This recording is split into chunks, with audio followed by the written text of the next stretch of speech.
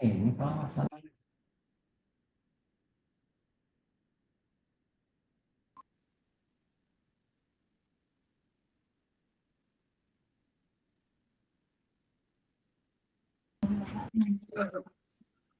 Ya, Assalamualaikum warahmatullahi wabarakatuh.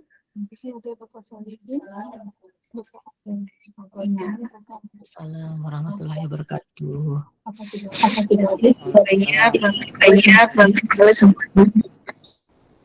Waalaikumsalam. Bagaimana Bapak Ibu, suara saya terdengar jelas tidak ya? Terdengar Ibu. Terdengar. Terima kasih Ibu. Ya baik, sebelum dimulai mungkin saya akan absensi dulu ya Bapak Ibu ya. Baik, untuk yang pertama ada dari kelompoknya Bapak Dr. Tukiat. Iya Ibu, ada. Saya yang mewakili beliau. Ya, baik Bu ya. Yang kedua ada dari kelompok Bapak Herdianto. Iya Ibu. Ada ya Pak ya. Terima kasih. Yang ketiga ada dari kelompoknya Bapak Sahlan. Bapak Sahlan, ada ya Pak ya? Ya, kalau di sini sih ada ya Pak ya. Selanjutnya ada dari kelompoknya Bunda Kasih. Ya, siap, insya Allah. Selanjutnya ada dari kelompoknya Bapak Arya. Hadir Bu. Ya, siapa? Kelompoknya Bapak Sahlan, Arya Bu. Adiaksa. Sahlan Bu. Ya, iya Bapak. Bapak Sahlan ada ya Pak? Kelompoknya dari Bapak Arya? Belum ada ya. Terima kasih untuk kelompoknya Ibu Endar. Putus. Siap, ada Bu Widya. Ya, baik Bu, terima kasih. Kelompoknya Bapak Jian Suhada. Ya, hadir Ada Bu. ya? Ya, baik, terima kasih. Kelompoknya Bapak Holis Hanifur Rahman. Hadir Bu. Hadir ada ya Pak ya, terima kasih. Dari kelompoknya Ibu Nur Halimah. Ada Bu, hadir. Ada, baik, terima kasih. Dari kelompoknya Bapak Halili. Ada ya Pak? Hadir Bu. Hadir Bu. Baik, terima kasih banyak Bapak Ibu semuanya. Baiklah, saya awali terlebih dahulu. Assalamualaikum warahmatullahi wabarakatuh. Waalaikumsalam warahmatullahi wabarakatuh. Ya, selamat siang Bapak Ibu semuanya. Salam sejahtera untuk kita semuanya.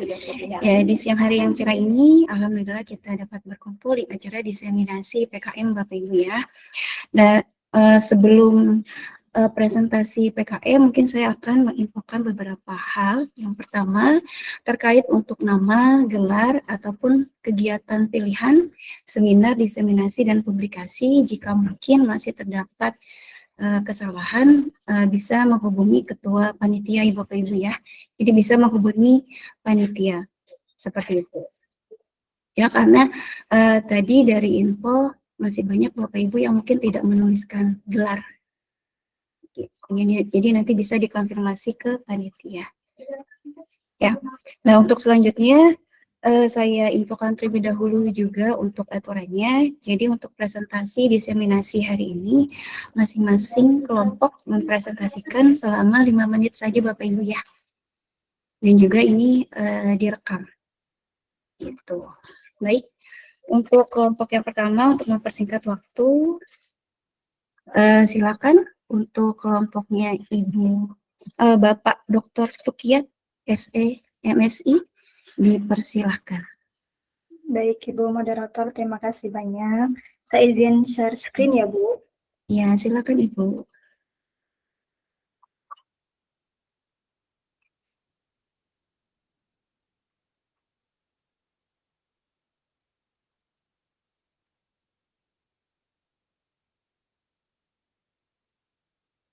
Apakah sudah terlihat Ibu? Izin. Ya Ibu, sudah terlihat. Silakan Ibu. Baik, terima kasih Ibu Moderator. Assalamualaikum warahmatullahi wabarakatuh. Waalaikumsalam warahmatullahi wabarakatuh. Selamat siang Bapak Ibu sekalian. Kami dari kelompok Waalaikumsalam. PKM yang berketuakan Bapak Dr. untuk Kiat, kemudian Profesor Dr. Murni Handayani sebagai anggota, kemudian saya Ulia Tunisa, dan ada 2 anggota mahasiswa juga Bapak Ibu. Baik, untuk judul PKM kami yaitu sosialisasi teknologi modifikasi cuaca untuk peningkatan literasi sains atmosfer bagi siswa SMA IT Baitul Ilmi Bekasi. Baik Bapak Ibu, pelaksanaan kegiatan PKM ini bertujuan untuk meningkatkan pemahaman dan literasi siswa terhadap konsep sains atmosfer serta penerapan teknologi modifikasi cuaca dalam konteks mitigasi dan pengelolaan lingkungan. Adapun konsep dari teknologi modifikasi cuaca terdapat 2 ya Bapak Ibu, yaitu ada teknologi modifikasi cuaca atau TMC, yaitu usaha campur tangan manusia dalam pengendalian sumber daya air di atmosfer dengan memanfaatkan parameter cuaca. Kemudian ada juga penyemaian awan Bapak Ibu, yaitu mendorong awan menghasilkan lebih banyak presipitasi sehingga menghasilkan peningkatan curah hujan, salju, atau bahkan hujan es. Kemudian untuk tujuan dari TMC ini sendiri, Bapak Ibu, yaitu mengurangi curah hujan di atas wilayah rawan banjir, kemudian meningkatkan curah hujan di wilayah yang mengalami kekeringan, mengoptimalkan tampungan air waduk untuk listrik dan pertanian. Adapun cara kerja dari teknologi modifikasi cuaca, di sini ada gambar ya Bapak Ibu yang bisa menunjukkan bagaimana TMC ini bekerja, yaitu dari arah angin Bapak Ibu, yaitu angin membawa dan mendorong awan ke arah daerah target, kemudian daerah awan targetnya sendiri yaitu hujan sebisa mungkin diturunkan sebelum awan tiba di daerah target. Kemudian peneliti menggunakan pesawat Hercules yang memuat garam atau NaCl yang akan ditaburkan di awan hujan target. Kemudian di situ juga terdapat radar cuaca BMKG. Kebetulan dalam pelaksanaan PKM kami berkolaborasi dengan kelas mahasiswa BMKG yang ada di Teknik Informatika S2 Bapak Ibu. Adapun metode pelaksanaan sosialisasi ada persiapan, kemudian pelaksanaan sosialisasi dan output yang berupa pretest dan posttest untuk mengukur pemahaman, refleksi terbuka, dan rangkuman materi. Dari hasil dan pembahasan, di sini analisis dari data pretest, posttest, dan survei kepuasan peserta akan memberikan gambaran komprehensif mengenai keberhasilan dari program. Baik Bapak Ibu, selanjutnya ada karakteristik peserta. Di dalam grafik menunjukkan bahwa antusiasme tinggi dan latar belakang yang beragam mencerminkan minat yang besar terhadap sains atmosfer. Kemudian ada materi dan topik, yaitu kita bisa melihat dari grafik Bapak Ibu bahwa 51,3% responden menilai metode penyampaian menarik, 48,7% menunjukkan keterlibatan aktif peserta. Kemudian untuk kepuasan peserta menyatakan bahwa 85% kesediaan mengikuti kegiatan serupa dan 83% menilai pelaksana kegiatan serta aspek waktu dan fasilitas sudah baik. Adapun kesimpulannya dari pelaksanaan PKM kami ini Bapak Ibu, yaitu pada indikator interaktivitas, bagian kecil responden memberi penilaian cukup, sehingga perlu peningkatan dengan melibatkan peserta lebih aktif, diskusi, simulasi, dan tanya jawab. Saran dari pelaksanaan PKM kita, melakukan pendampingan secara berkelanjutan dalam pelaksanaan PKM untuk terus meningkatkan literasi para siswi, kemudian mengembangkan program-program yang sesuai dengan kebutuhan siswa, khususnya dalam bidang penguasaan teknologi informasi. Terima kasih Bapak Ibu. Sekian, Ibu Rektor. Iya, terima kasih banyak Ibu Unya, sangat luar biasa PKM-nya. Ya, baik, kita lanjutkan di kelompok selanjutnya untuk kelompok Bapak Herdianto. Baik, terima kasih izin saya share screen media. Ya, silakan Bapak. Sebelumnya saya mau mengingatkan untuk keperluan sertifikat, ya kalau memastikan nama ketua, nama anggotanya juga lengkap dan juga sesuai dengan gelar.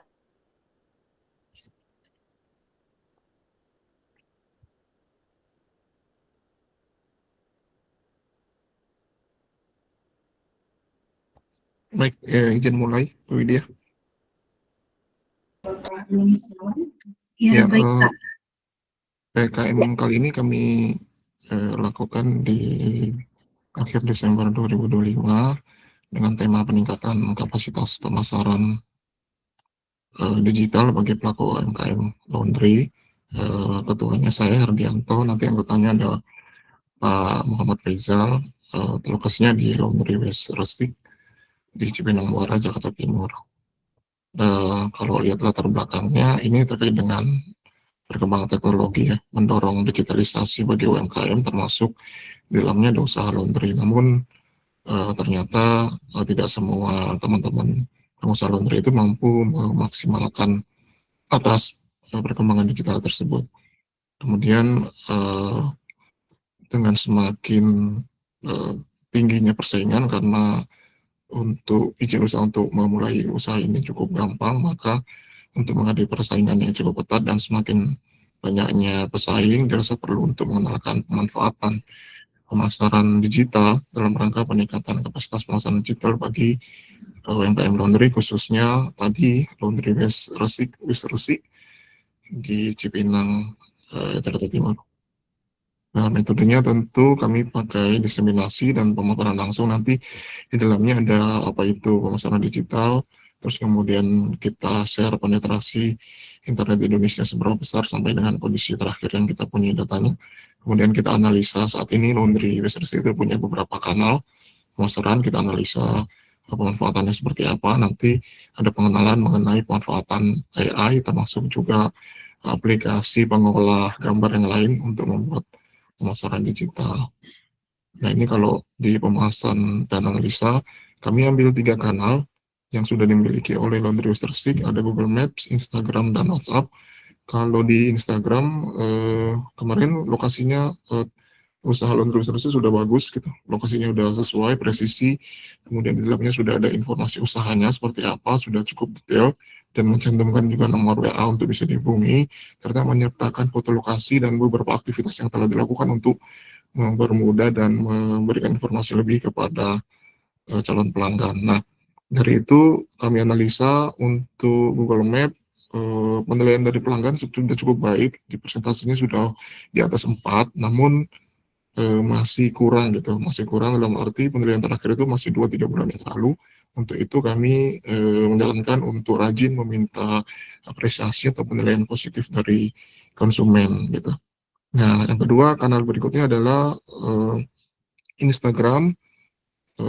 Pengusaha sudah memiliki akun Instagram dan telah mengunggah beberapa aktivitas, meskipun ternyata itu beberapa aktivitas yang lalu gitu, dan informasi mengenai usaha juga telah dicantumkan dengan baik. Kemudian dari hasil itu analisanya, untuk peningkatan kapasitasnya kami menjalankan untuk perlu rutin melakukan unggahan baik video, foto mengenai aktivitas ataupun produk unggulan dari laundry dan informasi lain yang dirasa perlu gitu, dan semenarik mungkin dengan memanfaatkan AI dan membuat konten lain seperti pemanfaatan aplikasi pengolah gambar yang gratis seperti Canva gitu. Yang ketiga, kanal berikutnya adalah WA. Pengusaha sudah memiliki akun bisnis, WA bisnisnya udah punya. Terus kemudian telah di dalamnya sudah informatif juga, sudah ada hari kerjanya kapan, jam kerjanya kapan, sudah menyertakan alamat, ada peta juga yang terhubung dengan Gmap. Terus kemudian ada alamat email untuk berkomunikasi. Namun dari hasil analisa ternyata belum atau jarang mengunggah gitu aktivitas-aktivitas melalui status, kemudian belum mengunggah informasi-informasi positif lainnya yang mampu gitu memberikan nilai lebih atau informasi lebih kepada pelanggan. Itu kami menyarankan untuk rutin melakukan itu, manfaatkan tadi AI dan aplikasi pengolah gambar. Dari hasilnya tadi teman-teman itu sudah menangkap apa yang disampaikan, kemudian sudah ke depannya kami minta untuk melakukan secara rutin untuk menambah calon konsumen maupun mempertahankan konsumen yang sudah ada. Kesimpulannya, persaingan dalam industri laundry itu kan semakin lama semakin intensif gitu. Karena tadi disebutkan di awal tidak ada hambatan masuknya tuh tidak terlalu berat lah, tidak terlalu susah. Nah, untuk itu pemasaran digital nggak hanya berfungsi sebagai promosi, tapi juga menjadi strategi utama untuk bertahan dan berkembang di tengah kompetisi yang dinamis. Nah, penerapan ini pada UMKM laundry, khususnya laundry waste bersih, diharapkan dapat tadi menekan, misalnya karena digitalisasi, menekan biaya promosi, meningkatkan kepercayaan konsumen, dan memberikan personalisasi layanan karena kita punya nomor WA dari beberapa pelanggan. Kira-kira seperti itu, Bu, dari PKM kami kesimpulannya. Terima kasih. Ya, baik Bapak, sama-sama. Terima kasih untuk judulnya yang luar biasa, dari usaha kecil yang memang dikelola dengan konsisten ya Pak ya, ini akan tumbuh menjadi yang besar. Oke, baik. Kita lanjutkan di kelompok yang ketiga. Silakan untuk Bapak Sahlan. Bapak Sahlan. Ya, baik Bu. Masih punya izin ini Bu ya, pakai handphone Bu ya. Soalnya di tempat kerja ya Bu. Ya, boleh Bapak, silakan. Bisa Bu.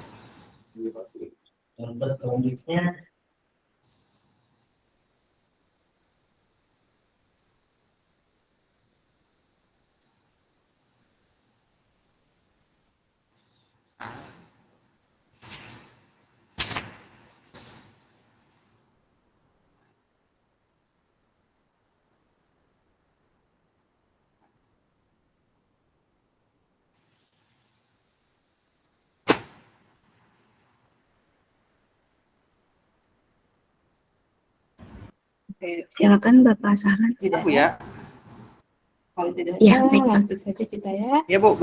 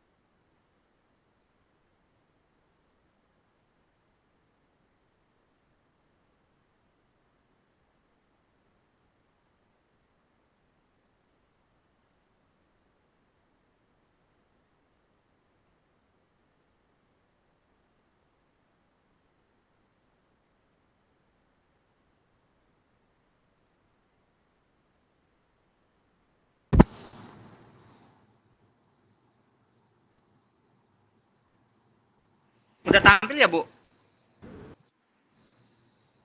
Belum Pak. Belum. Iya, belum. Coba mungkin jangan di-pin Pak. Langsung share screen saja. Nggak bisa ini Bu, langsung aja kali Bu ya. Langsung saja. Atau mungkin mau nanti dulu Pak. Langsung aja Bu lah ini. Soalnya di kerja ya. Mohon maaf Bu. Ya, langsung aja Bu ya, biar cepet Bu. Assalamualaikum warahmatullahi wabarakatuh. Silakan. Waalaikumsalam warahmatullahi wabarakatuh. Selamat sore, salam sejahtera untuk kita semua. Perkenalkan, nama saya Sahlan dari Prodi Teknik Informatika. Pada kesempatan ini saya akan menayangkan presentasi yang telah saya buat dengan tema edukasi literasi digital, dampak game online bagi anak-anak yatim piatu di Kompleks Seknek Suradita. Di zaman sekarang, di era modern, perkembangan teknologi digital, khususnya game online, telah menjadi bagian dari kehidupan anak-anak. Bagi anak-anak yatim piatu, game online sering menjadi sarana hiburan utama karena keterbatasan pengawasan dan aktivitas pendukung lainnya. Namun, penggunaan game online tanpa edukasi yang tepat dapat berdampak negatif seperti kecanduan, menurunnya prestasi belajar, gangguan kesehatan, serta kurangnya interaksi sosial. Di sini ada sasaran kegiatan. Sasaran kegiatannya ada 3 poin. Yang pertama adalah 10 anak yatim piatu usia sekolah dasar hingga menengah, pengguna aktif dan pasif game online. Yang kedua adalah ada wali anak, yaitu orang tua asuh atau keluarga yang mendampingi anak, berperan dalam pengawasan penggunaan gadget. Yang ketiga adalah ketua RT sebagai tokoh masyarakat, pendukung kebijakan lingkungan ramah anak dan digital sehat. Tujuan kegiatan ini ada tujuan umum dan khusus. Tujuan umum memberikan pemahaman kepada anak-anak yatim piatu tentang penggunaan game online secara sehat, aman, dan bertanggung jawab. Tujuan khusus meningkatkan kesadaran anak tentang manfaat dan resiko game online. Membekali dengan kemampuan mengatur waktu bermain dan belajar. Memberikan pengetahuan kepada wali anak tentang pengawasan dan pendampingan digital, mendorong peran ketua RT dalam menciptakan lingkungan digital yang sehat, edukatif, mengurangi potensi kecanduan game online di lingkungan setempat. Metode pelaksanaannya sederhana, komunikatif, dan partisipatif, yaitu meliputi penyuluhan edukatif, yaitu penyampaian materi literasi digital, dan penjelasan dampak positif dan negatif game online. Yang kedua adalah diskusi interaktif, tanya jawab dengan anak-anak tersebut, diskusi peran wali anak dan pengawasan. Yang ketiga adalah simulasi dan studi kasus, contohnya pengaturan waktu bermain game, contoh studi kasus dampak kecanduan game online. Yang terakhir, keempat, pendampingan dan arahan, tip penggunaan gadget secara sehat, dan pemberian rekomendasi aktivitas alternatif positif. Dari hasil kegiatan edukasi ini, antara lain anak-anak mulai memahami batasan penggunaan game online. Yang kedua, anak-anak mampu menyebutkan dampak positif dan negatif dari game tersebut. Yang ketiga, wali anak lebih sadar akan pentingnya pendampingan dan kontrol penggunaan gadget. Keempat, ketua RT mendukung pembentukan aturan lingkungan terkait jam bermain game.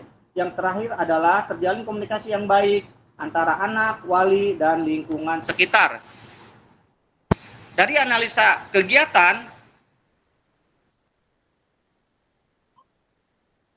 tersebut, edukasi literasi digital sangat dibutuhkan, terutama bagi anak yatim piatu yang relatif kurang pendampingan. Keterlibatan wali anak dan ketua RT menjadi faktor kunci keberhasilan kegiatan. Metode interaktif lebih efektif dibandingkan pencapaian satu arah. Tantangan utama adalah kebiasaan bermain game yang sudah terbentuk, sehingga diperlukan edukasi berkelanjutan. Nah, kesimpulan dari kegiatan ini adalah kegiatan edukasi literasi digital game online ini meningkatkan pemahaman anak-anak yatim piatu, wali anak, dan ketua RT mengenai penggunaan teknologi secara bijak. Dengan pendekatan edukatif, partisipatif, kegiatan ini mampu menumbuhkan kesadaran bersama untuk menciptakan lingkungan digital yang aman dan mendukung perkembangan anak. Nah, ke depan, kegiatan serupa perlu dilakukan secara berkelanjutan dengan dukungan penuh dari masyarakat dan pengurus lingkungan agar manfaat dapat dirasakan secara maksimal. Mungkin itu aja yang bisa saya sampaikan, Ibu Nopi. Mohon maaf, Bu, ini karena di kerjaan nih situasinya ya kurang bermaksud. Bu, terima kasih. Semoga mudah-mudahan bermanfaat. Terima kasih. Wassalamualaikum warahmatullahi wabarakatuh. Waalaikumsalam warahmatullahi wabarakatuh. Iya Bapak, terima kasih banyak ya Pak untuk PKM-nya, sangat luar biasa di tempat anak-anak yatim piatu ya Pak ya. Ya bijak Ya, dalam menggunakan. Ya, kita memang harus bijak dalam menggunakan literasi digital ya Pak untuk game online ya Pak ya. Ya, Oke, betul, Bu. baik. Dilanjutkan Terima kasih. untuk kelompok selanjutnya sama-sama Bapak. Kelompoknya Bunda Kasih, dipersilakan. Ya, terima kasih Bu Felicia.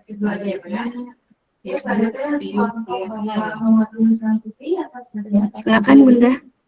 Ya, terima kasih Bu Widya. Sudah nampak? Ya, sudah. Baik.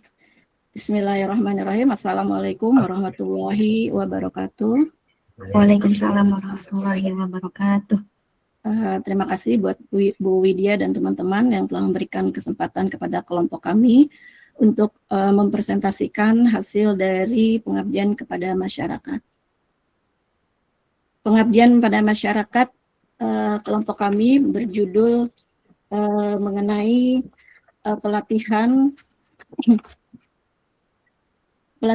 pengenalan kecerdasan buatan dan machine learning dengan Google Teachable Machine bagi siswa sekolah menengah. Yang terdiri dari saya sendiri, Bu Kasih, kemudian ada Bapak Bodi Santoso, dan ada Ibu Lia Tunisa.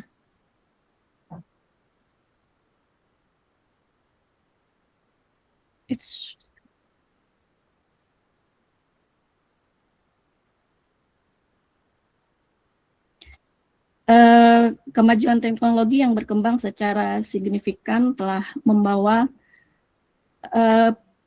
pengaruh besar terhadap berbagai aspek kehidupan, salah satunya melalui hadirnya kecerdasan buatan artificial intelligence, karena teknologi ini diterapkan di beragam bidang seperti kesehatan, industri manufaktur, layanan publik, hingga sektor pendidikan lainnya.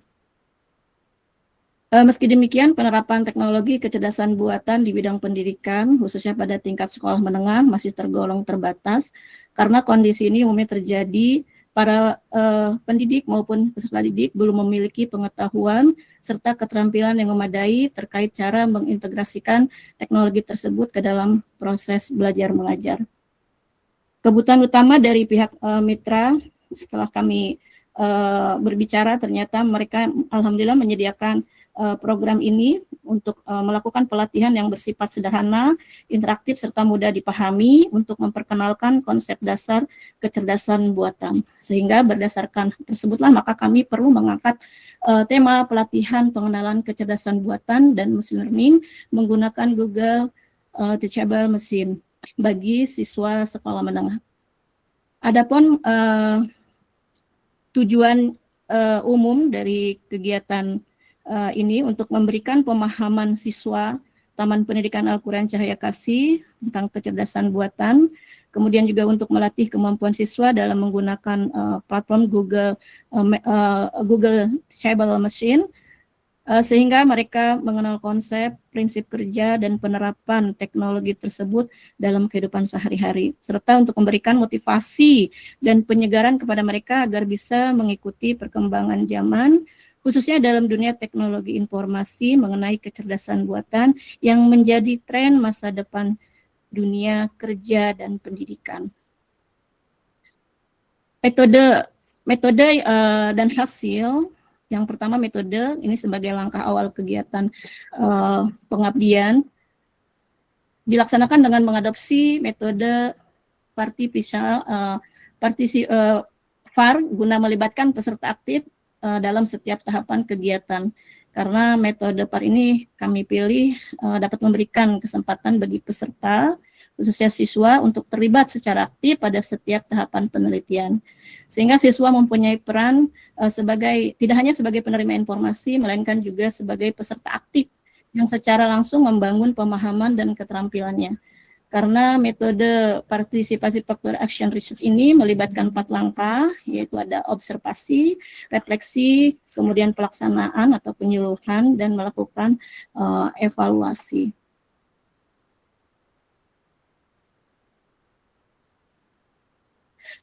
Hasil dari kegiatan pengabdian pada masyarakat ini, alhamdulillah, yang diikuti oleh beberapa peserta, kurang lebih ada 20, ada yang berusia 15 tahun, 13 tahun, ada juga yang berusia 16 tahun.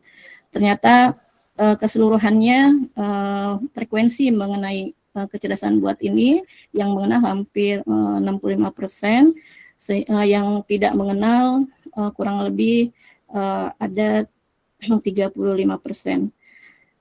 Kemudian tingkat pengenalan peserta terhadap Google Teachable Machine itu diantaranya 70%, mereka itu belum pernah mendengar, sedangkan 30%-nya pernah mendengar mengenai Google Teachable Machine ini.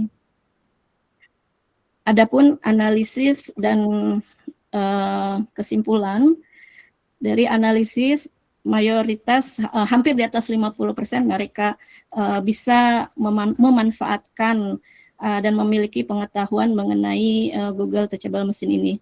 Sementara 30%-nya tidak pernah mendengar dan belum memahami secara signifikan, sehingga kegiatan ini perlu dilakukan dengan variasi pembelajaran lainnya untuk kedepannya.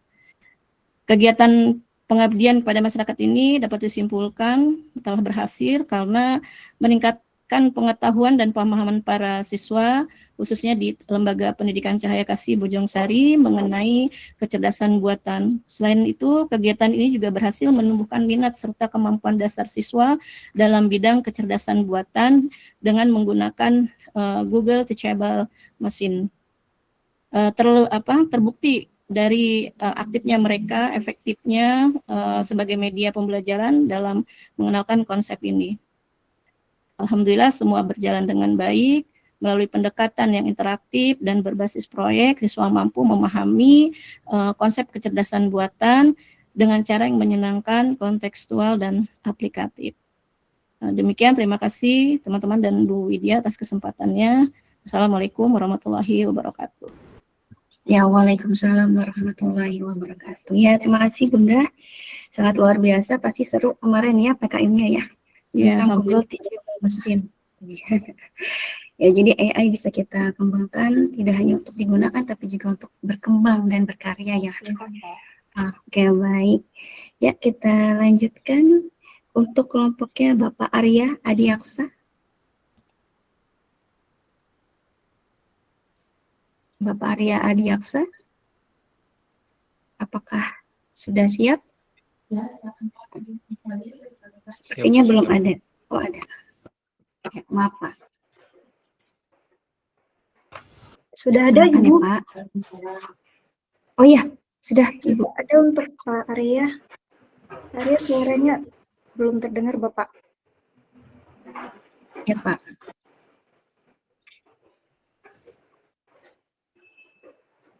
Halo, tes. Ya, Pak, silakan. Ya.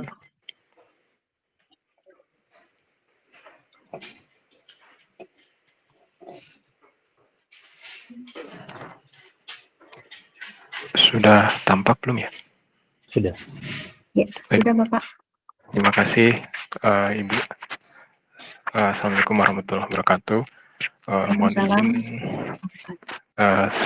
kamera saya bermasalah. Baik, saya mulai.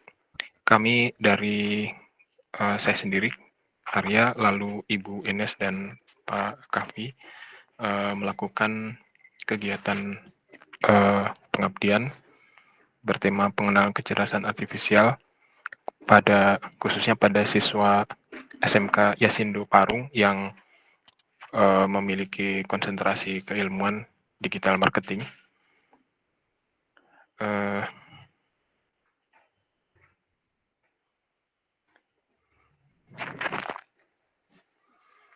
Jadi siswa-siswa SMK Yasindo ini memang fokusnya pada digital marketing, sehingga kurang lebih mereka sudah akrab dengan teknologi informasi.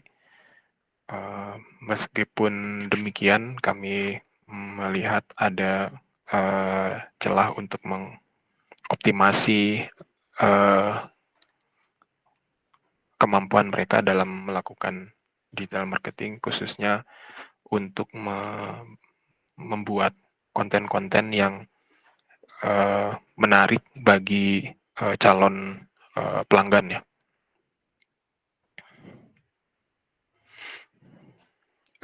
Kami melakukan kegiatan pengabdian ini dimulai dengan persiapan diskusi dengan Bapak Ibu guru di sekolah, kemudian kami lanjutkan dengan pemaparan materi, kemudian contoh kasus, lalu kami lakukan evaluasi yang juga melibatkan siswa dan kebetulan disaksikan juga oleh kepala sekolahnya. Nah, dari kegiatan ini kami melihat minimal ada yang pertama antusias siswa-siswi yang hadir pada saat acara tersebut. Kemudian kami minta mereka untuk membuat konten yang kemudian dikaitkan dengan media sosial sekolah mereka di Instagram, dan beberapa siswa juga cukup cepat membuatnya dengan bantuan tools AI. Jadi kami minta mereka memanfaatkan tools AI yang ada untuk membuat konten pemasaran, meskipun contoh kasusnya adalah sekolah mereka sendiri, untuk meningkatkan keterkenalan masyarakat terhadap sekolah mereka sebagai contoh kasusnya, dan mereka lalu mengkaitkannya dengan media sosial Instagram sekolah mereka. Jadi kami membuat itu dalam bentuk kuis. Siapa yang bisa membuat dengan cepat, dengan interaktif, dengan menarik, lalu kami berikan sedikit hadiah gitu. Nah, dari aktivitas yang dilakukan para siswa, kami melihat dampak positif bagi siswa SMK Yasindo. Jadi dari yang kami amati ada peningkatan signifikan terhadap pemahaman para siswa, baik pada tataran konsep fundamental AI yang dikaitkan dengan digital marketing sebagai fokus konsentrasi para siswa di sekolah. Kemudian kami juga memberikan pengenalan terhadap beberapa tools AI yang membuat mereka dapat membuat konten lebih menarik dan juga lebih cepat.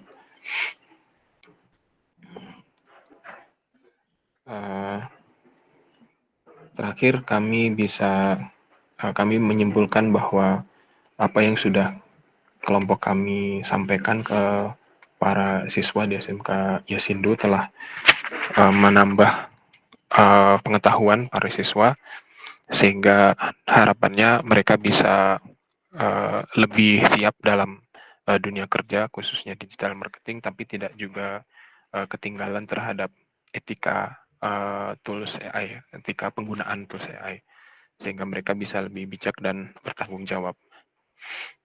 Terakhir, kami sampaikan terima kasih kepada LPPM Universitas Pamulang dan SMK Yasindo Parung yang memberi kami kesempatan untuk melakukan kegiatan pengabdian masyarakat ini. Akhirnya terima kasih atas kesempatan untuk menyampaikan diseminasi. Saya kembalikan ke moderator. Iya, terima kasih juga Bapak. Sama-sama. Ya, judulnya sangat luar biasa ya Pak ya. Kecerdasan artifisial ya. Ya, baik. Kita lanjutkan untuk kelompok selanjutnya. Dari kelompoknya Ibu Endar Nirmala. Dipersilahkan. Baik, terima kasih Bu Widya. Mohon maaf, ini saya background-nya nggak bisa pasang background-nya, nggak tahu kenapa, nggak mau background-nya. Ya, baik, Ya Ibu, terima tidak kasih. apa-apa. Ya, terima kasih atas waktunya juga kepada teman-teman. Saya izin share.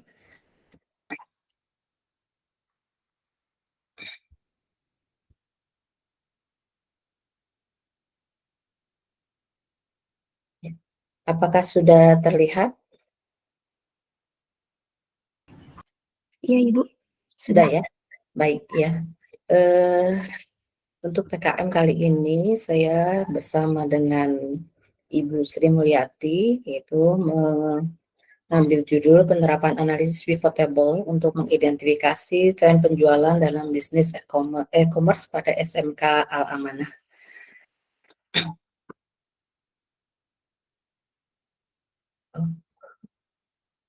Sebagai pendahuluan, pentingnya data dalam pengambilan keputusan bisnis. Data penjualan yang tersimpan dalam sistem e-commerce memiliki potensi besar untuk dianalisis guna mendukung pengambilan keputusan yang lebih akurat dan strategis. Perkembangan teknologi informasi dan digitalisasi, yaitu perkembangan teknologi informasi telah mendorong perubahan signifikan dalam dunia bisnis, khususnya pada sektor e-commerce yang mengandalkan data penjualan dalam jumlah yang cukup besar. Permasalahan pengolahan data penjualan di mana banyak pelaku usaha, termasuk dalam konteks pembelajaran di SMK, masih mengalami kesulitan dalam mengolah dan menganalisis data penjualan secara efektif karena keterbatasan pemahaman alat analisis data. Kemudian pivot table sebagai alat analisis data merupakan salah satu fitur dalam aplikasi pengolah data dalam Excel atau Google Sheet yang dapat digunakan untuk merangkum, mengelompokkan, dan menganalisis data secara cepat dan mudah. Dengan menggunakan pivot table, pengguna dapat diidentifikasi tren penjualan berdasarkan waktu, produk, kategori, maupun wilayah, sehingga pola penjualan dapat terlihat dengan jelas.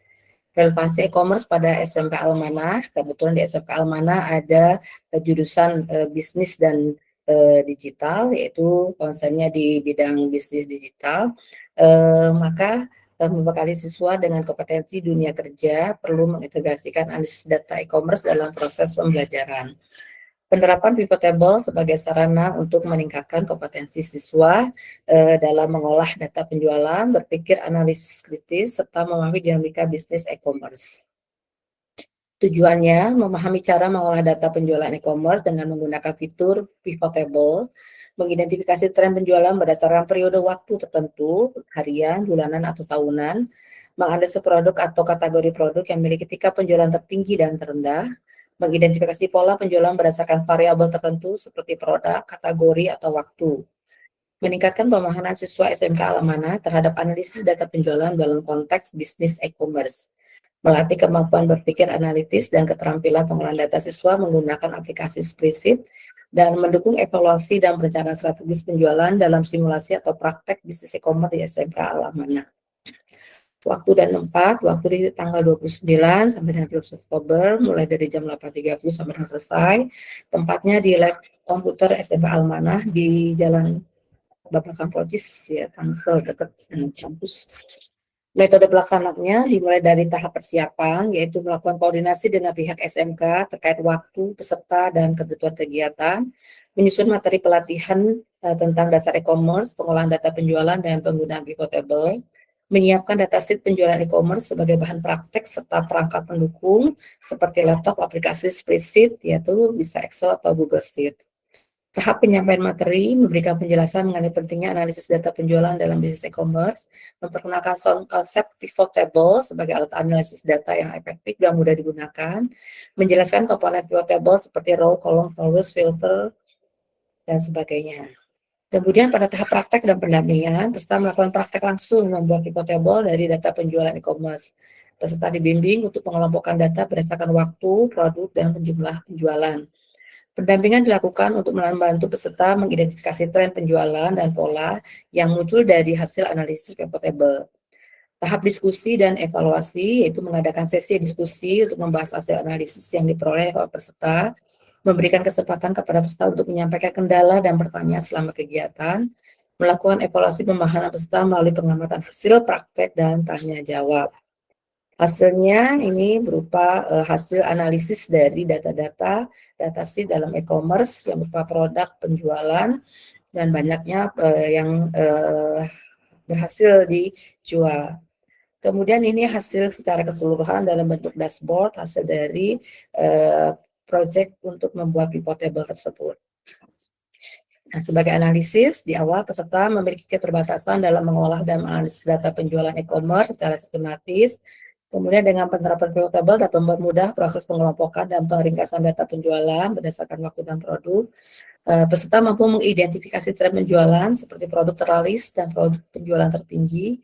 Terjadinya peningkatan kemampuan berpikir analisis peserta dalam membaca data dan menarik kesimpulan. Kegiatan ini relevan dan mendukung peningkatan kompetensi siswa SMK Amanah di bidang bisnis e-commerce dan analisis data. Kendala berupa perbedaan kemampuan peserta dalam keterbatas waktu dapat diatasi melalui pelatihan dan pendampingan lanjutan.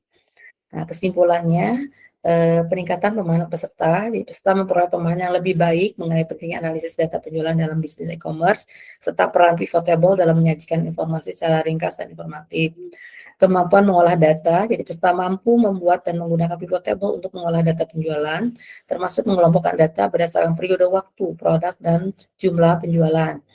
Identifikasi tren penjualan melalui pivot table, peserta berhasil mengidentifikasi tren penjualan seperti produk yang paling diminati, periode penjualan tertinggi, serta pola kenaikan dan penurunan penjualan. Peningkatan keterampilan analisis yaitu membantu meningkatkan keterampilan berpikir analisis peserta dalam membaca data dan menarik kesimpulan yang dapat digunakan sebagai dasar pengambilan keputusan bisnis. Relevansi terhadap pembelajaran, materi dan praktek yang diberikan dinilai relevan dengan kebutuhan pembelajaran di SMA Amanah, khususnya dalam mendukung kompetensi siswa di bidang bisnis e-commerce dan pengolahan. Dampak positif kegiatan PKM ini memberikan dampak berupa peningkatan literasi data dan keterampilan praktis peserta, serta membuka wawasan mengenai pemanfaatan teknologi spreadsheet dalam dunia usaha dan dunia industri. Ini dokumentasinya, jadi ada praktek, kemudian diberikan hadiah-hadiah kepada peserta yang terbaik. Itu saja, terima kasih terkait dengan laporan dari PKM kami. Selebihnya kami kembalikan lagi kepada moderator. Terima kasih.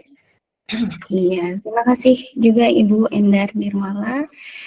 Ya, ini PKM-nya sangat menambah wawasan buat siswa ya Bu ya, terkait dengan pivot table ya Bu ya. Terutama pada jurusan bisnis. Di sana ada sekolah bisnis pemasaran. Iya, data yang rumit menjadi informasi yang bermakna tadi ya Bu ya. Ya. Baik, terima kasih Ibu. Ya, baiklah, kita lanjutkan di kelompok selanjutnya. Pada kelompoknya Bapak Jian Suhada, dipersilakan. Ya, baik. Assalamualaikum warahmatullahi wabarakatuh. Waalaikumsalam warahmatullahi wabarakatuh. Baik, terima kasih Bu Ita. Izin Bu mempresentasikan hasil daripada PKM kami. Ya, silakan Pak.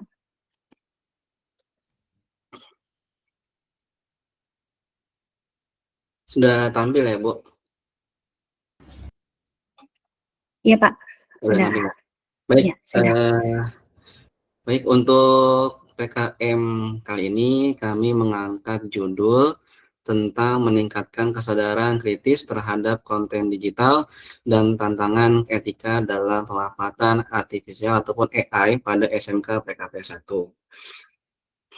Kemudian di sini ada beberapa latar belakang ataupun istilah kata penjabaran daripada latar belakang kenapa kami mengambil judul tersebut, karena memang perkembangan teknologi digital dan kecerdasan buatan ataupun AI pada era revolusi industri 4.0 telah membawa perubahan yang signifikan dalam berbagai aspek kehidupan, termasuk di bidang pendidikan. Nah, itu kemudian akses informasi melalui internet, munculnya platform digital, hingga hadirnya aplikasi berbasis AI seperti chatbot, image generator, dan juga masih banyak banget tools yang memang sebenarnya itu hasil daripada generate AI. Terus kemudian di sini ada termasuk di tingkat SMK yang dimana kemudahan tersebut juga menimbulkan persoalan baru berupa banjirnya informasi, kemudian penyebaran berita palsu ataupun hoax, kemudian manipulasi konten digital, serta resiko penyalahgunaan AI yang dapat menghambat tumbuhnya kesadaran kritis dan sikap etis pada generasi muda itu. Kemudian di sini ada analisis kondisi tempat PKM yang dimana kondisi tersebut kami mengambilnya di daerah Jakarta, yaitu SMK PKP 1 Jakarta, yang dimana kami ini mengambil pesertanya itu 30 siswa dan juga 4 kaprok Ya, pastinya juga di situ ada juga kepala sekolah dan juga situ ada kurikulumnya. Kemudian dari pihak sekolah sudah memberikan suatu fasilitas yaitu di ruang aksio, yang mana ruang aksio ini adalah sebagai suatu praktek para siswa dan alhamdulillahnya diizinkan untuk menggunakannya. Nah, analisa yang berkaitan dengan kesadaran kritis terhadap konten digital dan tantangan etika dalam pemanfaatan AI. Kemudian di sini analisa situasi masalahnya karena memang minimnya literasi digital dan pemahaman etika pemanfaatan AI menyebabkan siswa rentan terhadap penyalahgunaan teknologi dalam kegiatan belajar gitu. Nah, terus kemudian selain itu di sini juga ada masalah yang mana masalahnya ini bisa kita rangkum menjadi dua, yaitu minimnya pemahaman etika, kemudian siswa belum terbiasa berpikir reflektif dan kolaboratif gitu. Karena di sini juga yang di dalam masalah pertama ini memang etikanya itu dalam hal misalkan dia itu mengambil jawaban dari misalkan ChatGPT ataupun apa itu sekedar buat ujian misalkan gitu kan. Nah itu kita coba buat arahkan yang lebih bagus ataupun lebih bijak gitu kan. Terus kemudian tujuan kegiatan pengabdian kepada masyarakat ini bertujuan untuk meningkatkan literasi etika digital siswa dalam pemanfaatan AI khususnya terkait isu pagliat, otomatis dan juga pelindungan privasi data. Selain ini, ya kegiatan ini diarahkan untuk menumbuhkan kemampuan berpikir reflektif dan kolaboratif sebagai bekal siswa dalam menghadapi tantangan digital secara kritis dan bertanggung jawab. Nah, terus kemudian di sini juga ada tahapan pelaksanaan yang mana ada 4 tahapan. Pertama perencanaan, persiapan, pelaksanaan, dan juga evaluasi. Perencanaan yang dimana kami satu kelompok ini memulai menyusun kira-kira apa sih yang sebenarnya bagus untuk kita menjadikan PKM ini gitu. Nah kemudian di situ kita mulai mengarahkan kemana targetnya nih gitu.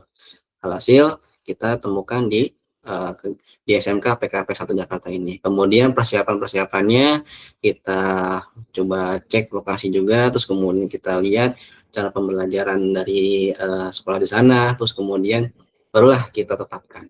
Kemudian ada pelaksanaan dan juga yang terakhir ada evaluasi.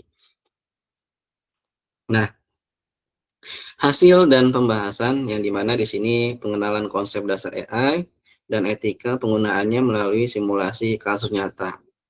Di sini ada beberapa simulasi supaya para siswa itu mengetahui mana yang sebenarnya harus disebar ataupun tidak harus disebar, ataupun istilah kata sebagai kreativitas aja buat diri sendiri, tidak harus dipublish karena kan takutnya menimbulkan hoax, apalagi kalau ada video yang digenerate terus kemudian tiba-tiba dikasih ke media, hasil orang yang ngelihat wah percaya aja nih gitu, padahal itu bohongan. Ada beberapa video yang sebenarnya kita coba praktekkan gitu. Kemudian di sini ada diskusi kelompok, refleksi, dan juga analisis kasus nyata berbasis AI. Tentu dari kegiatan ini bukan sekedar presentasi aja, tapi hitungannya ada beberapa yang memang dari kami memberikan suatu tugas buat mereka, terus kemudian habis itu kalau seumpamanya mereka berhasil memanfaatkannya gitu, kami akan berikan apresiasi buat mereka semuanya dan juga sebagai kenang-kenangannya dari kami juga ada buat mereka. Baik, di sini ada kesimpulannya. Kegiatan pengabdian ataupun PKM ini berhasil meningkatkan pemahaman dan kesadaran siswa SMK terhadap pentingnya literasi digital gitu, dan etika dalam pemanfaatan teknologi digital dan AI. Melalui kegiatan ini, semua mahasiswa mampu mengenali risiko hoax gitu, apalagi manipulasi konten, serta menyalahgunakan AI sekaligus memahami cara menggunakan teknologi secara kritis, bijak, dan bertanggung jawab gitu. Nah, terus kemudian di sini ada kegiatan ini memberikan kontribusi positif dalam membekali siswa dengan keterampilan berpikir kritis dan sikap etis sebagai bekal menghadapi tantangan di era digital. Nah, di sini ada beberapa sebenarnya banyak dokumentasinya, cuman kami mengambilnya 4 aja gitu. Jadi sebelah kiri atas itu kita selesai daripada kegiatan, kita coba mempromosikan daripada Unpam itu sendiri, terus kemudian menggunakan brosur kita kasih, terus kemudian yang pojok kanan atas itu dia karena dia udah bisa, gitu, udah paham bagaimana membuat AI, terus kemudian dia juga bisa mempresentasikan hasil daripada dia buat, terus kemudian juga sama, yang di bawah juga sama, yang bawah kiri itu juga sama, karena di bawah juga istilah kata sama, buat siswa yang berani buat tampil, terus kemudian mempresentasikan daripada hasilnya gitu. Terus kemudian sebelah kanan itu sedang proses materi terlebih dahulu gitu sebelum ke arah praktek. Nah, mungkin itu aja kelompok sekian dari kelompok kami, yang dimana kelompok kami itu ada Pak Gigi, ada Pak Faruk, dan juga ada rekan-rekan mahasiswa, ada 3, Ari Awaludin, Aki Riki, dan juga Alia Rahma Yunita. Gitu aja. Baik, mungkin itu aja Bu yang bisa saya sampaikan. Mohon maaf kalau ada kekurangan. Assalamualaikum warahmatullahi wabarakatuh. Waalaikumsalam warahmatullahi wabarakatuh. Ya, terima kasih Pak Jian Suhada. Sangat positif sekali ya Pak ya PKM-nya ya Pak ya. Ya memang untuk anak-anak zaman now ya Pak ya, untuk anak Gen Z dan Gen Alpha ini sangat bagus ya Pak supaya tersadarkan. Ya baik, kita lanjutkan untuk kelompok selanjutnya dari kelompoknya Bapak Kholis Hanifur Rahman. Dipersilahkan.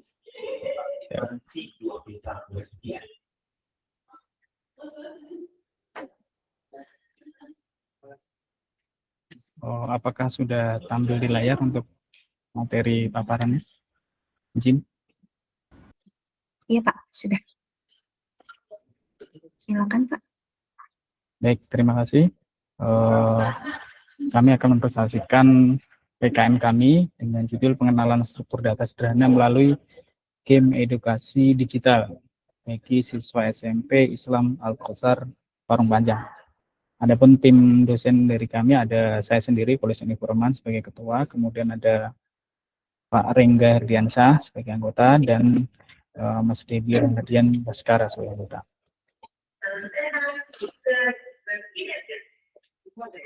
Adapun latar belakang masalahnya, yang pertama adalah tuntutan era digital. Sebagai saat ini kita ketahui bahwa penguasaan logika komputasi secara calistung, namun materi struktur data sering dianggap sulit dan abstrak. Kemudian persoalan mitra, di mana siswa ini digital native, itu banyak menggunakan digital, tapi pemahaman logik terhadap aplikasinya itu masih minim. Nah, metode konvensional dirasa kurang efektif ketika bagaimana menerapkan atau mengenalkan konsep-konsep abstrak seperti stack atau GUI yang umumnya dipelajari di S1 Teknik Informatika. Dan latar belakangnya adalah hambatan kognitif, di mana siswa itu kesulitan membayangkan proses logika itu masuk, keluar seperti apa gitu ya, secara logiknya gitu. Tanpa visualisasi konkret ini kita perlu membuat visualisasi yang. Kemudian tujuan dari kegiatan PKM sendiri adalah pertama mengenalkan konsep, yaitu memberi pemahaman dasar struktur data, sederhana tentunya terkait dengan stack dan GUI pada siswa SMP. Kemudian memberikan visualisasi logika, bagaimana mengubah konsep abstrak yang dulunya abstrak menjadi lebih konkret sehingga lebih mudah dipahami dan interaktif. Kemudian meningkatkan motivasi, menumbuhkan minat belajar, dan melatih logika berpikir sistematis kepada siswa ini. Nah, metode pelaksanaan waktu tempatnya tanggal 13 sampai 15 November di SMP Al-Islam Al-Qasar Parung Panjang. Pesertanya ada 35 siswa kelas 8. Kemudian ada pun pendekatannya itu penyuluhan persituasi, jadi kita memberikan pemaparan metode di depan semacam aula di ruang pertemuan di sekolah SMP tersebut. Kemudian kita melakukan demonstrasi dan praktek, yaitu penggunaan game edukasi digital atau simulasi gitu ya, berupa tumpukan, ini basisnya HTML dan CSS yang lebih simpel aja nih, seperti tampilannya seperti ini. Kita memberikan simulasi apa sih stack itu, secara kerjanya seperti apa gitu, GUI seperti apa gitu, sehingga siswa lebih mudah membayangkan gitu. Dari hasil evaluasi gitu yang kita laksanakan, ini ada peningkatan mahasiswa gitu setelah kita melaksanakan sosialisasi atau memberikan pemahaman gitu ya, menunjukkan rata-rata awalnya kita tes dulu, kita berikan soal-soal, kemudian rata-rata itu nilainya kecil gitu ya, maklum masih SMP, kemudian setelah kita berikan gambaran visualisasi gitu kan, nilainya menjadi mereka sedikit banyak lebih memahami sehingga nilainya menjadi 86,5 gitu rata-ratanya. Ini respon peserta ya, kita secara langsung kita survei juga gitu ya. Ketika menyenangkan nggak ketika diberikan visualisasi, dan ternyata lebih menyenangkan, kemudian lebih menarik dan lebih membantu kita memahami konsep stack maupun GUI gitu. Ini analisis dari kelompok kami. Yang pertama adalah bahwa visualisasi ini menjadi kunci pemahaman gitu ya. Dimana untuk anak-anak usia SMP ini ketika diberikan visualisasi interaktif, ini akan menjembatani logika abstrak mereka dan pemikiran konkret sehingga lebih mudah memahami. Kemudian efektivitas gamifikasi, nah, sedikit bermain ya sebenarnya, sedikit bermain itu mereduksi kecemasan ya, mengurangi rasa cemas terhadap susah gitu ya, kata-kata susah gitu. Kemudian untuk tantangan lanjutannya yaitu transisi coding menuju teks, membutuhkan pendampingan. Ini tidak hanya berhenti, tentu perlu pendampingan yang lebih intensif tentunya gitu.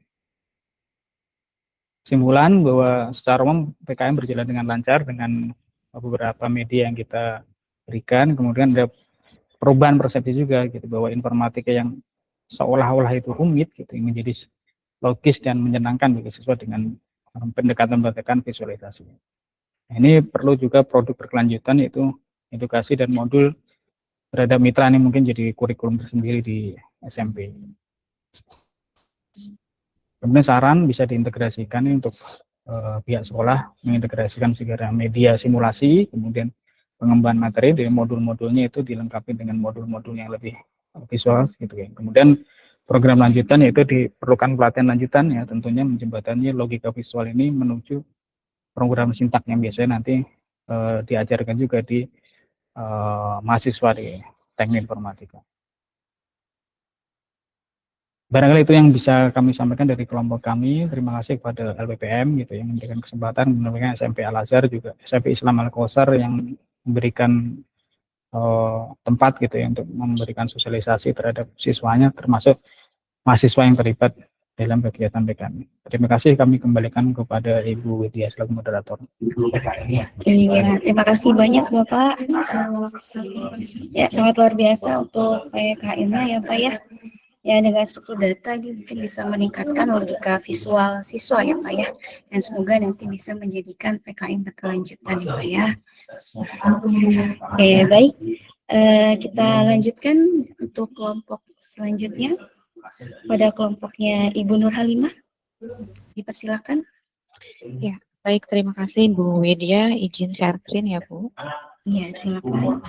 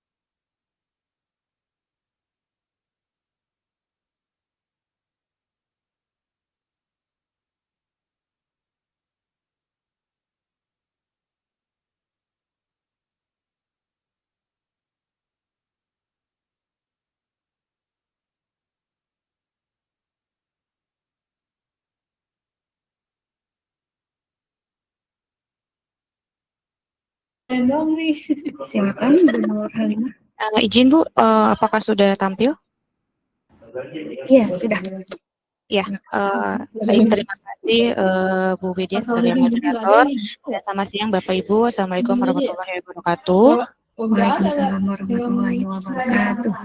Ya, di sini saya sebagai Ketua Nur Halimah dan anggota saya dengan Bu Wiwin dan Pak Dawan dengan judul PKM kami yaitu sosialisasi dampak dan bijak pemanfaatan artificial intelligence dalam kehidupan sehari-hari di SMP Islam Nurul Hidayah. Adapun pendahuluan atau latar belakang sekarang untuk AI atau artificial intelligence itu sudah banyak atau sudah masuk ke ranah pendidikan, namun dari beberapa survei menunjukkan bahwa ada dampak negatif dari pemanfaatannya, diantaranya yaitu mengurangi interaksi sosial antara siswa bahkan terhadap guru dan dapat juga mengurangi daya analisis dan kreativitas siswa tersebut. Nah, adapun maksud dan tujuan dari PKM yang kami lakukan yaitu pertama meningkatkan pemahaman siswa dan siswi SMP Islam Nurul Hidayah mengenai konsep dasar AI atau Artificial Intelligence. Yang kedua, membekali siswa-siswi dengan kompetensi literasi digital holistik seperti digital safety, digital culture, digital skill, dan digital ethnic. Dan yang ketiga itu menumbuhkan sikap kritis dan kemandirian berpikir pada siswa-siswi agar tidak hanya mengandalkan solusi instan dari AI, tetapi juga mampu menganalisis, mengevaluasi, dan mengembangkan pemahaman konseptual secara mandiri sebagai fondasi pembentukan karakter intelektual dan etis di era digital. Adapun sasaran kami yaitu siswa-siswi SMP Islam Nurul Hidayah yang berjumlah sekitar 30-an peserta dan waktunya yaitu pada tanggal 6 sampai 7 November yang dilakukan pada pukul 7.30 sampai dengan selesai di ruang kelas SMP Islam Nurul Hidayah. Adapun hasil dari hasil evaluasi kegiatan PKM kami yaitu respon yang sangat positif dari peserta ditandai dengan dominasi penilaian yang sangat setuju pada hampir seluruh aspek seperti kesesuaian materi, kejelasan penyampaian, ketertiban pelaksanaan, manfaat yang diperoleh serta kepuasan keseluruhan. Peserta pun merasa materi relevan dan mudah dipahami. Kemudian kegiatan alhamdulillah berjalan dengan tertib meskipun terdapat sedikit penilaian menunjukkan perlunya peningkatan pada bagian tertentu. Namun secara keseluruhan PKM yang kami lakukan yaitu dinilai berhasil, bermanfaat dan memberikan pengalaman belajar yang sangat baik bagi peserta. Nah, adapun kesimpulan dari PKM yang telah kami lakukan yaitu peserta pelatihan berhasil meningkatkan pemahaman dalam pemanfaatan artificial intelligence untuk kehidupan sehari-hari, mengembangkan sikap kritis, rasa ingin tahu, dan tanggung jawab digital dalam pemanfaatan AI. Kemudian sosialisasi dan pelatihan sistem menjadi strategis efektif untuk memastikan peserta menggunakan AI sebagai sarana eksplorasi dan verifikasi pengetahuan, bukan sebagai pengganti proses belajar. Dan ini merupakan dokumentasi kegiatan kami yang dilakukan di ruang kelas di SMP Islam Nurul Hidayah. Sekian Bu Widya untuk presentasi kelompok kami. Iya, terima kasih Bu Nur Halimah. Sangat luar biasa untuk PKM-nya Ibu ya. Ya, ini memang yang namanya AI ya bukan sebagai pengganti proses belajar ya Bapak Ibu ya. Ya, luar biasa. Mari kita lanjutkan untuk kelompok yang terakhir. Kelompoknya Bapak Halili. Pada Pak Halili dipersilahkan. Oke, baik Bu Widya, terima kasih. Saya izin share ya Bu. Ya, silakan Pak. Saya juga yang bikin. Nah, bukunya sudah ISBN, tinggal saya. Nah, berarti saya tinggal bercerita tentang bagaimana proses saya melatih, dampak guru dan sebelum dan sesudah. Tapi judulnya sendiri. Baik, apakah sudah tampil Bu Widya? Mohon izin. Ya Pak, sudah Pak. Monggo. Kita lihat. Nggak ada pelatihannya kali. Oke, baik. Bismillahirrahmanirrahim. Assalamualaikum warahmatullahi wabarakatuh. Waalaikumsalam warahmatullahi wabarakatuh. Oke, baik. Izinkan saya perkenalkan diri. Nama saya Halili Ma'ar. Di sini saya ingin menyampaikan hasil laporan PKM pengabdian kepada masyarakat kelompok kami dengan judul pelatihan desain grafis dengan Canva untuk meningkatkan kreativitas siswa di SMP Islam Nurul Hidayah. Nah, berikut kelompok kami ya, nama saya Limar, saya sebagai ketua. Berikut juga anggota dosen, ada Bapak Dimas Lendensi, Bapak Farizi Ilham, dan juga beberapa anggota mahasiswa yang terdiri dari Ilham Daud Syahdan, Mukhtar Ali Anwar, dan juga Said Muhammad Rifki. Nah, kemudian untuk waktu pelaksanaannya, alhamdulillah kami telah melaksanakan PKM pada tanggal 7 November 2025 pada hari Jumat. Kemudian untuk lokasi pelaksanaannya, kita melaksanakan PKM di SMP Islam Nurul Hidayah. Untuk alamatnya di Komplek Reni Jaya, Jalan Reni Jaya Timur, 6A, Kelurahan Pondok Petir, Kecamatan Bojong Sari, Kota Depok. Kemudian latar belakang dari permasalahan diseminasi laporan PKM ini ya, yang pertama itu implementasi pembelajaran berbasis teknologi di tingkat SMP masih menghadapi berbagai kendala, baik dari sisi metode pembelajaran, pemanfaatan media digital maupun pengembangan keterampilan kreatif siswa. Kemudian pemanfaatan teknologi oleh siswa masih bersifat konsumtif dan belum diarahkan pada pembelajaran kreatif. Lalu siswa SMP Islam Hidayah memiliki minat dan antusiasme tinggi terhadap teknologi digital. Untuk tujuan dan sasarannya, tujuannya yaitu pertama memberikan pengetahuan dasar kepada siswa tentang konsep dan prinsip desain grafis seperti warna, komposisi, dan tata letak. Kemudian melatih siswa dalam menggunakan aplikasi Canva untuk membuat desain grafis yang kreatif, komunikatif, dan juga menarik. Kemudian setelah melatih, diharapkan dapat meningkatkan kemampuan siswa dalam menuangkan ide dan gagasan secara visual melalui media desain digital. Pak Halili, maaf. Sarannya, ya. PPT-nya belum berpindah, Pak. Oh, PPT belum berpindah ya, Bu? Ya. Oke, dari Yang gambar buku terbuka ini bisa diklik. Kan kalau dalam proyek sudah berpindah belum, Bu? itu kan Belum, Pak. Belum ya, Bu? Banget gitu lah. Belum. Sejak ini tuh apa ya? Sistem informasi guru. Pokoknya untuk penggajian kalau macam lah. Pengajian. Yang gambar buku terbuka mungkin boleh diklik, Pak. Kalau saya ya, cuma sih ini aja bagian kanan bawah. Sigap ini nama aplikasi ya, untuk bisa diimplementasi kan butuh pelatihan. Jadi mungkin Pak Yunus ini menganggap bahwa saya hentikan dulu atau gimana, Bu? Gambar ya. Bagaimana supaya Tidak apa-apa, dilanjutkan saja, Pak. Lanjut aja ya, Bu. Iya, lanjut saja. Ya, sebenarnya kalau dijurnalkan bukan pelatihan yang dijurnalkan, tapi proses merancang latar belakang masalah. Oke, kemudian hasil dari PKM-nya yang pertama, siswa mampu memahami konsep dasar desain grafis termasuk pemilihan warna, komposisi, dan tata letak. Kemudian siswa dapat menggunakan berbagai fitur Canva seperti template, kemudian elemen grafis, teks untuk membuat desain poster, materi presentasi, atau konten digital lainnya. Nah, kemudian kemampuan teknis siswa meningkat secara bertahap, terlihat dari karya yang semakin rapi, komunikatif, dan juga estetik. Berikut kesimpulan, ada beberapa kesimpulan. Yang pertama, kreativitas meningkat, siswa lebih mampu mengembangkan ide secara visual melalui karya desain yang komunikatif. Kemudian keterampilan desain bertambah, siswa dapat menggunakan fitur utama Canva untuk membuat poster dan materi presentasi. Kemudian motivasi belajar naik, media digital interaktif untuk membuat siswa lebih antusias dan produktif dalam belajar. Dan berikut ada beberapa dokumentasi kegiatan PKM kami yang sebelah kiri ini sesi penyerahan plakat dan juga ada sesi materi pelatihan seperti itu. Tampaknya menyetujui. Coba lihat.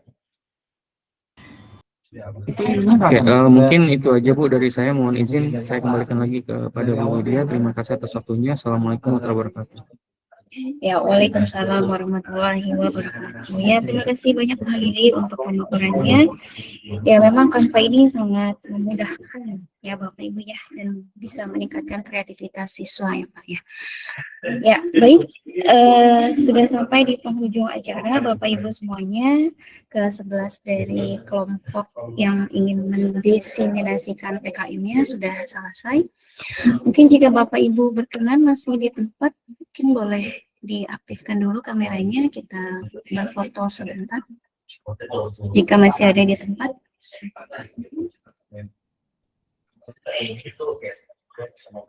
Kalau sudah tidak ada, mungkin bisa saya sudah. Bagaimana Bapak Ibu?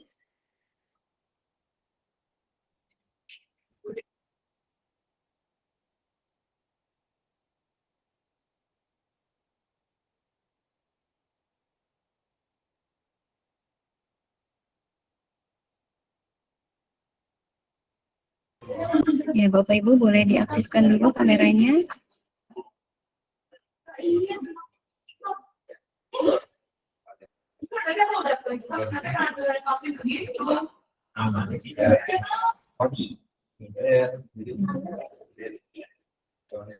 Ya, sepertinya sudah banyak yang ini ya. Mungkin sudah live ya. Ya, baik, ini hanya untuk sebagai bukti saja ya Bapak Ibu ya. Saya izin untuk di screen.